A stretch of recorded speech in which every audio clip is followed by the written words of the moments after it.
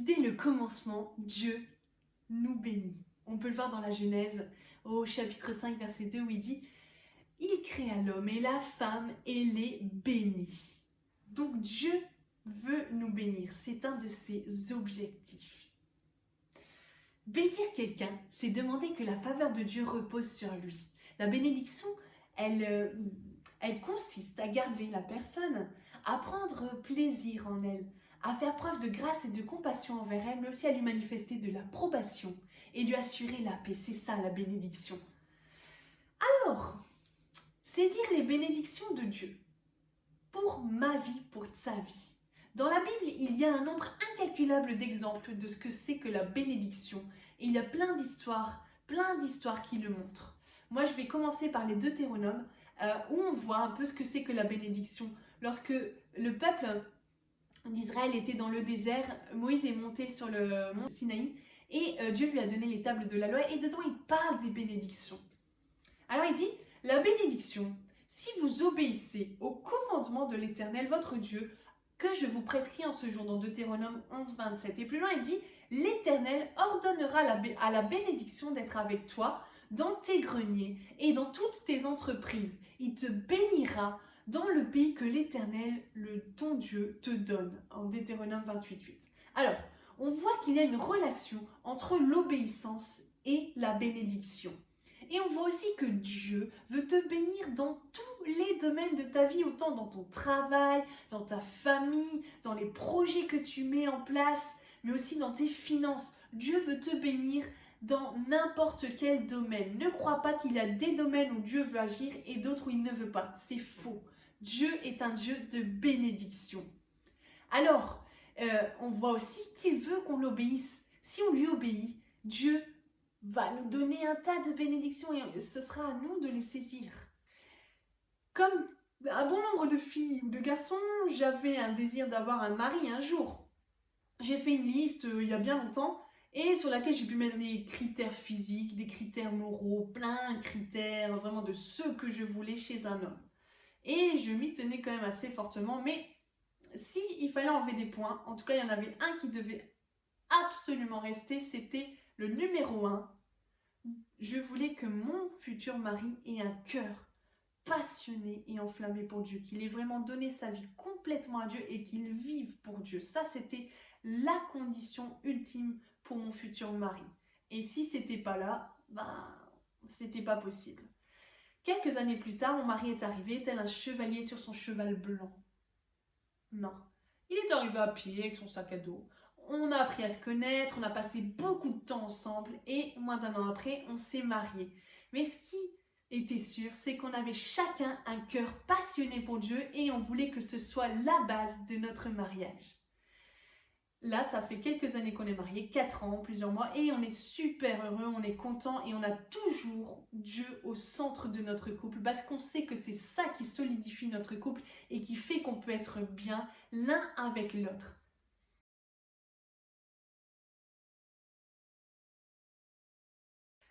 Oui, Dieu change la malédiction en bénédiction. Qu'on soit dans une situation chaotique, que tu sois né dans une famille où peut-être il y avait la violence, des abus, ce genre de choses, que peut-être dans ton travail c'est horrible, tu n'y arrives pas, il y a une pression insurmontable, plein de choses, des situations qui font que tu n'arrives pas à voir les bénédictions de Dieu pour ta vie, je peux te dire aujourd'hui que Dieu peut changer les malédictions en bénédictions. C'est lui qui le dit dans Deutéronome 23, 6. Mais l'Éternel, ton Dieu, n'a point voulu écouter Balaam. L'Éternel, ton Dieu, a changé pour toi la malédiction en bénédiction parce que tu es aimé de Dieu. Et je redis ça, tu es aimé de Dieu.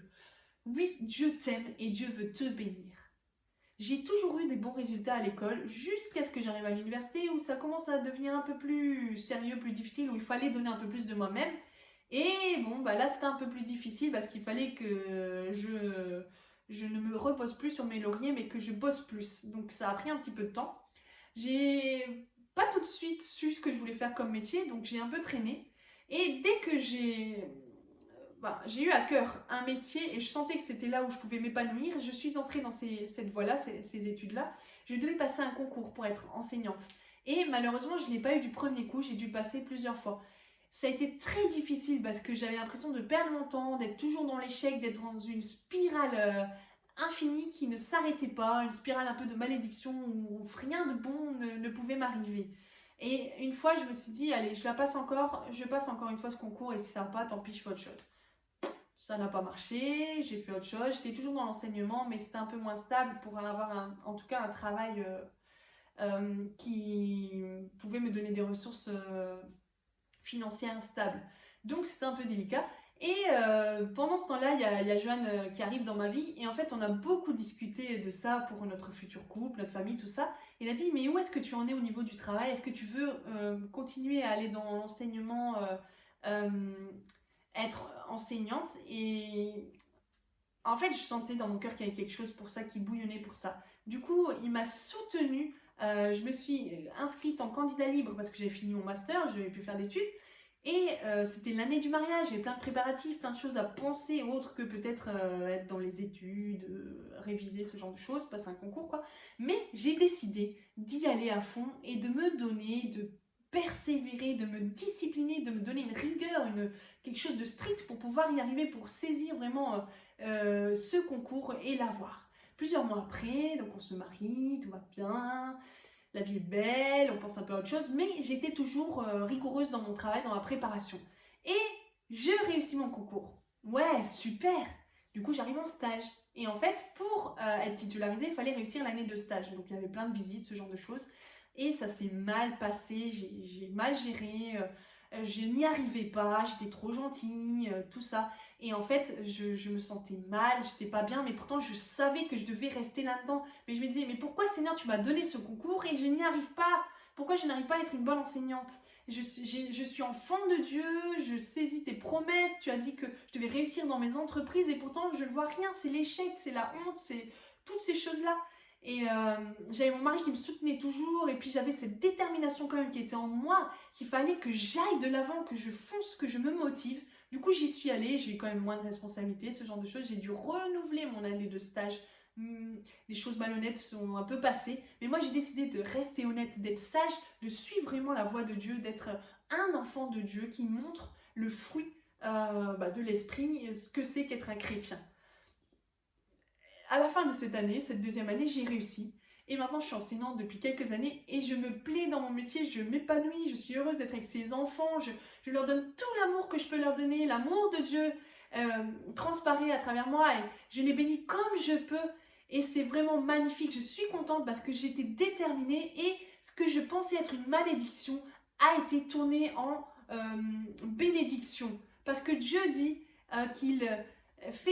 il change la malédiction en bénédiction. C'est pas moi qui le dis, c'est lui. Et j'ai saisi sa vérité. Je suis allée jusqu'à voir la bénédiction dans ce domaine-là. Et maintenant, j'en suis vraiment fière et contente.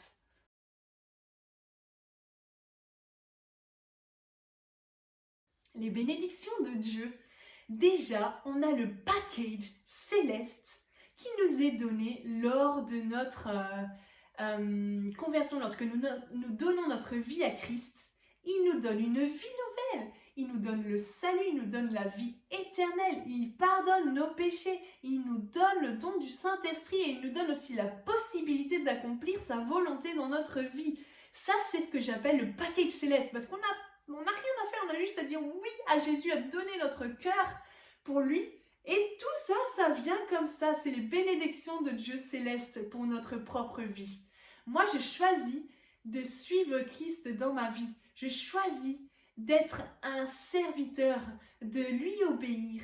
Et je sais qu'en lui, j'ai la vie éternelle. Du coup, je n'ai pas peur de la mort. Je sais d'où je viens et je sais où je vais. Ça, c'est une bénédiction à saisir. Si tu as peur de la mort ou tu as peur de ce que peut t'arriver le futur, sache que si tu es en Christ, tu as la bénédiction de la vie éternelle. Tu sais où tu vas. Tu as le salut. Tu es pardonné. Et tu peux être en paix.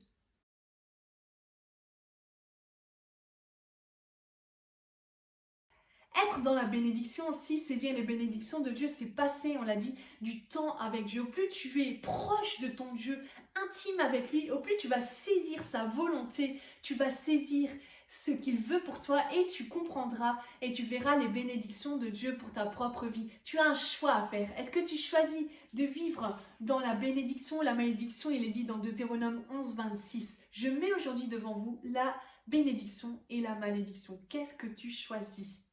Moi, je choisis Jésus et la bénédiction. Je choisis de passer du temps avec Dieu. Je choisis de lire ma Bible, de méditer sa parole, de suivre les vérités qui sont dans sa parole pour ma propre vie personnelle, mais aussi dans mon propre couple. Et je vois les bénédictions qui viennent. On a pu le voir pendant le temps de confinement aussi. On a fixé nos yeux sur Dieu. Et on a vécu des face-à-face avec lui. Moi, j'ai vécu des temps où je priais et Dieu me mettait des mélodies, des paroles, des chants nouveaux dans mon cœur. Ça a été des moments vraiment spéciaux avec lui. Mais si je passais pas du temps avec lui, j'aurais pas forcément pu vivre ces moments-là. On a pu créer une émission pour les enfants aussi de l'église. Et ça a été vraiment un bonheur, quelque chose de bien qu'on a pu faire parce qu'on sait que c'est une source de bénédiction pour les enfants de l'église, mais aussi pour plein d'autres enfants. On ne pensait pas que ça allait avoir un impact aussi fort que ce qu'on peut voir. Et ça, c'est vraiment magnifique. Et on remercie Dieu. On est dans cette attitude de reconnaissance. Et je remercie mon mari qui m'a aidé, qui a été complémentaire dans ce travail parce qu'il a pu faire les montages vidéo. Moi, je ne suis pas douée dans ces choses-là. Et lui, il a fait ce que je ne pouvais pas. Et pour créer ces émissions, je n'étais pas seule aussi. J'avais d'autres personnes qui m'ont aidé, les moniteurs de l'école de dimanche, et je vous en remercie aussi. On a fait des choses vraiment magnifiques.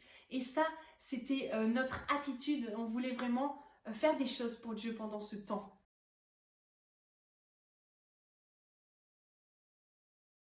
Oui, et j'ai déjà parlé un peu de ce point que je veux parler maintenant, c'est l'attitude. Quelle est ton attitude? Quelle est ton attitude et quelles sont les conséquences que va procurer ton attitude dans les choix, dans les choses que tu fais chaque jour? Je viens de commencer à parler un peu de ce qui s'est passé pendant ce temps de confinement avec mon mari. Au début, lui, il avait une attitude un peu négative. Il s'est dit, mais Seigneur, qu'est-ce que je vais faire pendant 2 mois? Je vais rien faire, ces 2 mois perdus. Il était dans cette attitude-là pendant quelques heures, un jour, et après il a dit non, non, non, non, c'est un temps pour toi Seigneur, je veux vraiment te le donner et vivre des choses exceptionnelles avec toi, avec ma femme. Et puis ça a été le cas pendant ces 2 mois finalement, hein, ça a été plus de 2 semaines. On a vécu des moments forts comme j'ai dit, on a pu faire des choses pour l'église, des vidéos pour les enfants, pour l'église locale, et on a pu composer des chants ensemble, on a passé des temps de prière, de méditation, vraiment des moments forts spirituels, et ça a vraiment renforcé notre couple. C'est comme si on avait un vent de fraîcheur qui revenait aussi dans nos vies, et ça a été vraiment bénéfique pour nous. Dieu est un Dieu de bénédiction et il voit nos cœurs. Et pour ça, j'ai un exemple particulier, c'est David. Dieu l'a béni avant sa mort par le biais d'un prophète Nathan. Et voici la réaction de David après la bénédiction de Dieu. Le roi David alla se présenter devant l'Éternel et il dit: Qui suis-je, Seigneur Éternel, et quelle est ma maison pour que tu m'aies fait parvenir où je suis? Que tu es donc grand, Éternel Dieu, car nul n'est semblable à toi, et il n'y a point d'autre Dieu que toi, d'après tout ce que nous avons entendu de nos oreilles. Veuille donc bénir la maison de ton serviteur, afin qu'elle subsiste à toujours devant toi. Car c'est toi, Seigneur Éternel, qui as parlé. Et par ta bénédiction, la maison de ton serviteur sera bénie éternellement. 2 Samuel 7, entre les versets 18 et 29. Au plus tu passes du temps avec Dieu, au plus tu es imbibé de sa présence, au plus tu entres dans sa volonté et les bénédictions aussi qu'il a pour toi.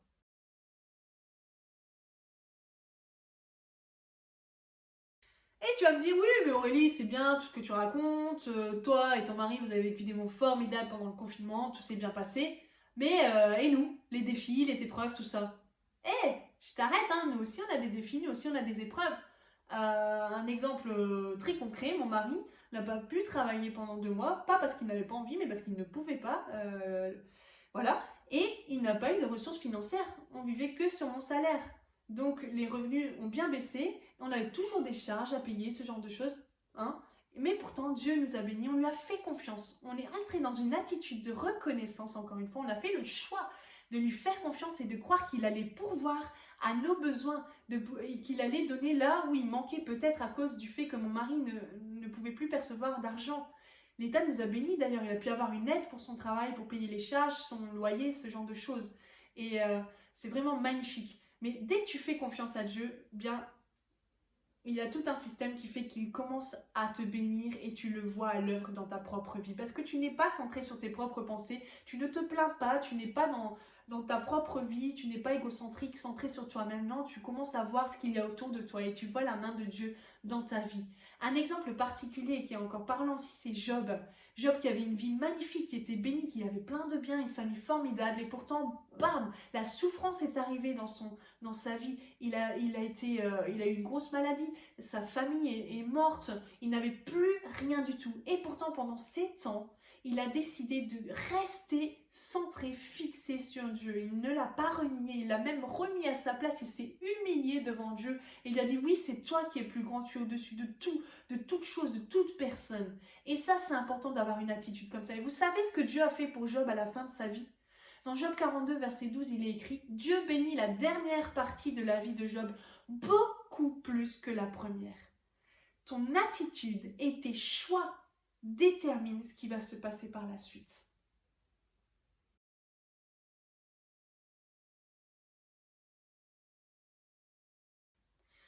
Effectivement, tu as ta part à faire, puisque tu dois faire des choix. Ton attitude doit être dans une attitude de reconnaissance, d'obéissance, on l'a dit. Il faut vraiment que tu aies ta part à faire. Dieu ne va pas tout faire pour toi, tu dois aussi bouger en fait, tu dois faire un pas. Il faut que tu prennes du temps avec lui, donc que tu ailles le chercher, que tu ailles chercher ton refuge en lui, que tu fasses appel à Dieu. Il faut que tu le craignes, que tu aies un respect, une dévotion pour ton Dieu, que tu le remettes à sa place, un peu comme Job a fait. Il a mis Dieu au-dessus de tout. Et il n'a pas remis en cause ce que Dieu avait fait dans sa vie. Ça, c'est important. Il faut se détourner du mal, s'abstenir de mentir, faire preuve d'humilité, encore une fois, comme Job a pu le faire. Le servir. Jésus lui-même est venu pour servir. Alors nous, en tant qu'enfants de Dieu, on est aussi là pour servir Dieu. Je fais cela à cause de l'évangile afin d'avoir part à ces bénédictions, a dit Paul dans 1 Corinthiens 9, verset 23. Paul avait tout compris. Il était là sur la terre pour servir Dieu, pour aller témoigner de ce que Dieu avait fait pour lui, pour amener les gens vers Dieu, vers la repentance. Et il savait que en agissant ainsi, les bénédictions de Dieu allaient couler sur sa vie. Ce que tu bâtis avec Dieu aujourd'hui aura un impact pour ta vie plus tard, pour ta famille, ta descendance. Peut-être que tu ne partiras pas avec lorsque tu mourras, mais tu laisseras quelque chose à ta descendance. Est-ce que tu choisis de vivre dans la bénédiction ou la malédiction? Est-ce que tu choisis d'être un chrétien de nom, N-O-M, juste un chrétien et puis c'est tout? Ou alors est-ce que tu choisis d'être un chrétien qui porte du fruit, qui a sa part à faire et qui va aller saisir les bénédictions? Je te bénis et j'espère vraiment que ce message t'a parlé. Je vais juste te laisser avec une dernière phrase. Lorsqu'une terre arrosée de pluie fréquente produit des plantes utiles à ceux pour qui elle est cultivée, elle reçoit de Dieu sa part de bénédiction. Hébreux 6, verset 7. Si tu es une terre arrosée de pluie fréquente, tu vas avoir une moisson magnifique et tu vas recevoir ta part de bénédiction de la part de Dieu. Si tu fais ta part, Dieu fera sa part.